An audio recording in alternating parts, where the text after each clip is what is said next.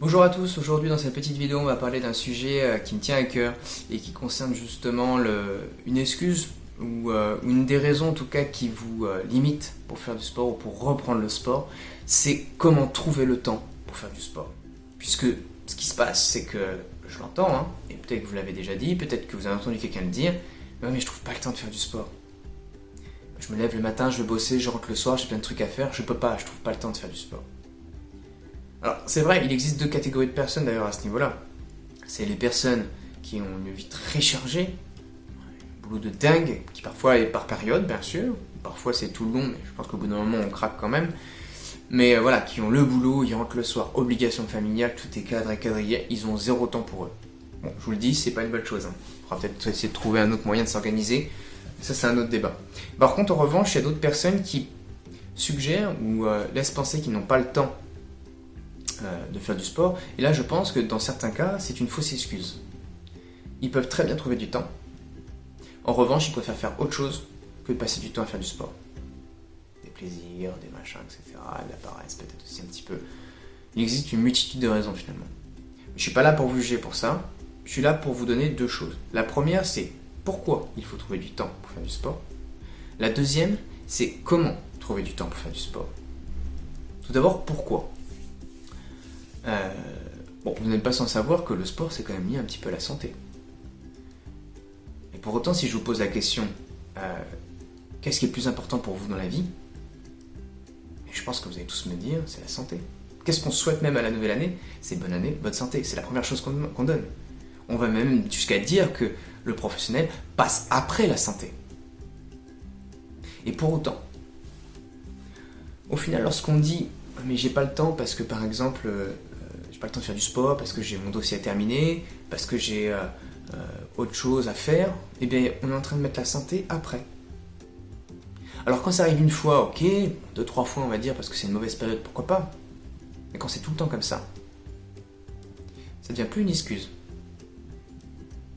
Ça devient juste un moyen de ne plus faire de sport, de mettre en avant autre chose. Et ce qui est dommage, c'est qu'au final, si on sait en plus déjà dans la tête que le sport, c'est bon pour notre santé, ben en fait notre vie quotidienne, elle ne reflète plus nos valeurs fondamentales. C'est-à-dire qu'on peut très bien dire bonne année, bonne santé, parce que c'est le plus important au début de l'année, sans pour autant faire exactement la même chose au cours de l'année, puisqu'on décide de faire peut-être autre chose derrière.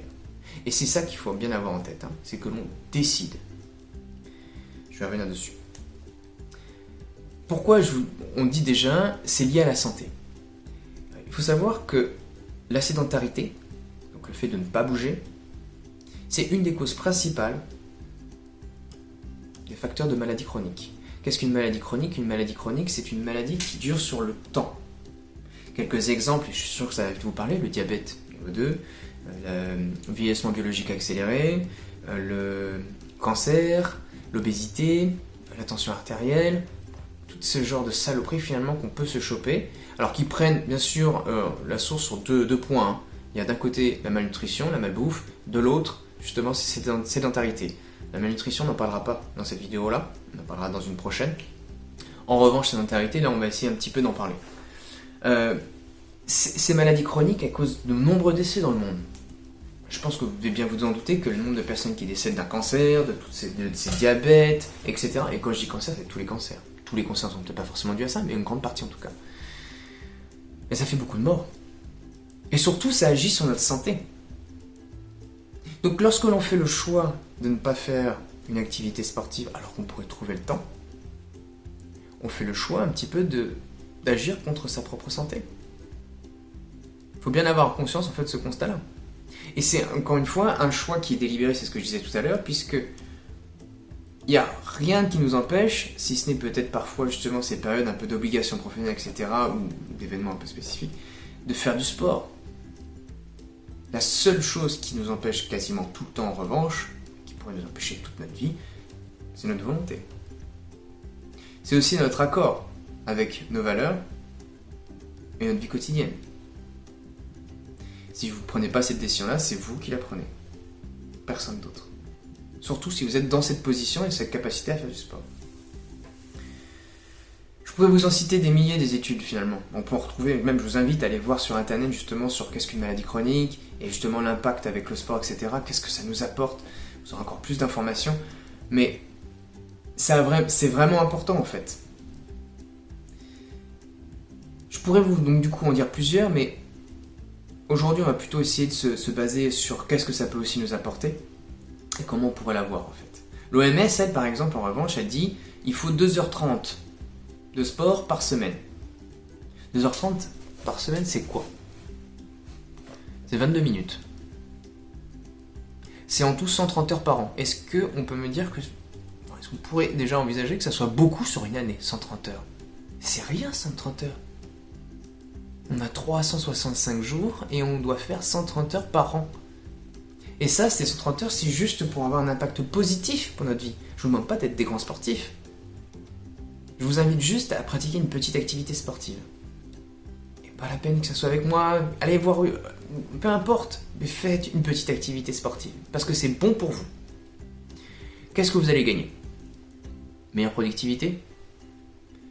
Meilleure activité? Meilleur sommeil? Au niveau du stress, anxiété, vous êtes moins réceptif finalement à toutes ces difficultés. Vous augmentez aussi votre durée de vie, une bonne santé, et je pourrais en citer des milliers.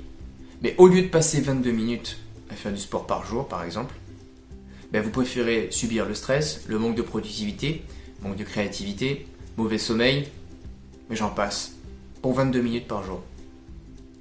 C'est quand même dommage. Donc, une fois qu'on arrive à ce constat-là, il y a des choix à faire. Soit vous préférez rester comme ça dans cette situation, en se disant que non, je ne veux pas, et tant pis pour ma santé, je verrai ça peut-être plus tard, mais vous en acceptez les risques. Soit vous décidez de changer maintenant.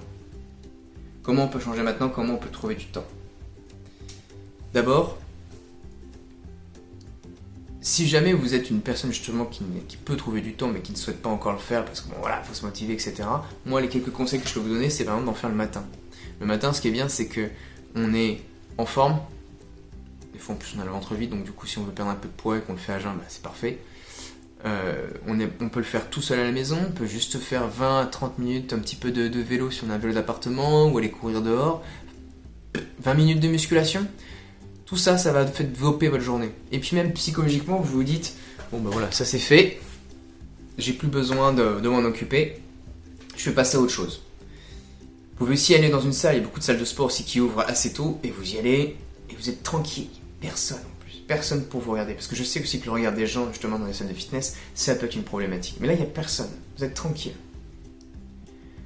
Le seul point négatif qu'on pourrait retrouver finalement le matin, c'est que si on aime partager des moments justement avec d'autres personnes, parce qu'il y a quand même une socialisation qui s'opère lorsqu'on pratique une activité sportive, le matin c'est un peu plus difficile d'aller réveiller ses potes pour les faire 20 minutes de course. Alors, sauf s'ils habitent dans le même quartier ou en dessous de chez vous. En revanche, je vois pas trop de moyens pour les contraindre à aller courir avec vous. Bon, c'est pas grave, il vous reste quand même l'après-midi ou le soir. Là, il y a d'autres choses qui s'opèrent. Les points positifs, justement, c'est qu'on peut être en groupe. On peut faire des activités, on peut aller faire de l'escalade, tout ça, c'est ouvert. C'est des choses qui sont pas forcément ouvertes aussi le matin. Pareil, au niveau du temps, le matin, vous avez vu, on est peut-être un peu plus restreint parce qu'il faut se lever plus tôt. Donc ça change complètement notre vie. Là, le soir, on a fini notre journée, ok, on n'a plus que ça à faire. Et si on veut dépasser d'une heure, on dépasse d'une heure si on veut aussi. Ça, c'est pas un problème. Le temps ne devient plus une limite et on est moins sur quelque chose de très hiérarchisé d'un point de vue horaire. Donc là, c'est une solution aussi sur ce point de vue-là. En revanche, le soir, vous allez avoir peut-être un peu une baisse d'énergie. J'ai passé une longue journée, j'ai eu beaucoup de réunions, je suis crevé, j'ai de la route à faire pour aller jusqu'à ma salle de sport. Ça peut être compliqué aussi. Donc là, en fait, ce que je suis en train de vous dire, c'est qu'il y a deux méthodes pour aller faire du sport. Il y a des points positifs et des points négatifs dans chacune d'entre elles. Instinctivement, je dirais choisissez-en une pour qu'après votre corps il soit habitué à l'effort. C'est-à-dire que d'un point de vue journalier, vous savez qu'à telle heure, vous allez faire du sport. Mais rien ne vous empêche aussi par contre de mélanger. Si c'est bon aussi pour votre programme en dehors du sport, c'est-à-dire le boulot, machin, etc., vos activités, ok, j'en fais peut-être 2-3 jours le matin, et puis 2 jours, je les ferai plutôt en fin de journée, je ferai peut-être un petit peu plus. L'objectif, c'est d'essayer d'atteindre finalement ces 2h30. D'accord? Donc c'est tout à fait possible, soit de mixer, même si je pense que d'un point de vue métabolisme, ça peut peut-être être mieux de partir sur 1 heure égale entraînement. Puisque d'un point de vue aussi motivation derrière, ben c'est un déclenchement. Oh putain, on sait que c'est 18h, 18h c'est le sport, donc il faut que je sois prêt pour ça. Pour ceux qui n'ont vraiment pas beaucoup de temps en fait au niveau du sport, là on peut mettre en place des petits mécanismes. Donc là je vise des personnes par exemple qui sont constants au boulot pendant des longues périodes parfois. C'est pas des choses très simples. Vous avez un coup de téléphone, vous restez pas assis, vous marchez. Le simple fait de marcher 20 minutes par jour déjà, je disais, ça diminue votre risque de décès prématuré. Donc c'est une bonne chose, faites-le. Vous n'avez rien à perdre. Vous levez votre siège, vous pouvez installer un protocole, 10 squats. À chaque fois que je me lève de mon siège, c'est 10 squats. Vous faites une activité, c'est déjà bien. Si vous imaginez, si vous l'avez passé toute la journée, on ne peut pas dire que vous ne faites rien, on ne peut pas dire que vous restez assis sur un siège. Non, vous faites tout de même un effort derrière. En tout cas, il faut prendre du temps pour vous, surtout pour ces personnes-là qui sont peut-être surchargées au niveau du boulot et des obligations derrière. Essayez vraiment de vous accorder 1 heure pour vous, sinon vous allez péter un câble tout de tard. Peut-être pas tout de suite, mais en tout cas dans le temps. Et le dernier petit conseil que je peux vous donner aussi, à tous, parce que comment trouver du sport, ça c'est une chose, mais il va falloir surtout aussi aimer faire du sport. Donc il faut que vous choisissiez une activité qui vous plaise vraiment. Et pour la déterminer, cette activité, ce que je vous propose, c'est d'aller voir ma prochaine vidéo. Et vous verrez que je vais vous donner plusieurs pistes justement pour trouver le moyen d'avoir une activité qui nous plaise et quels sont les effets bénéfiques que je vais pouvoir en tirer. Avoir une activité sportive que l'on voit comme un jeu, mais non pas comme une corvée ou un travail, c'est ce qu'il faut. C'est très important. Et je sais plus tout ça dans la prochaine vidéo. Passez une bonne fin de journée et n'hésitez pas, si vous avez des questions justement pour comment s'organiser justement à trouver du temps dans votre emploi du temps, contactez-moi, je serai très heureux de pouvoir vous aider et de définir avec vous peut-être un nouveau programme de vie et d'instaurer un atout pour votre santé. Passez une bonne fin de journée, à bientôt. Bye.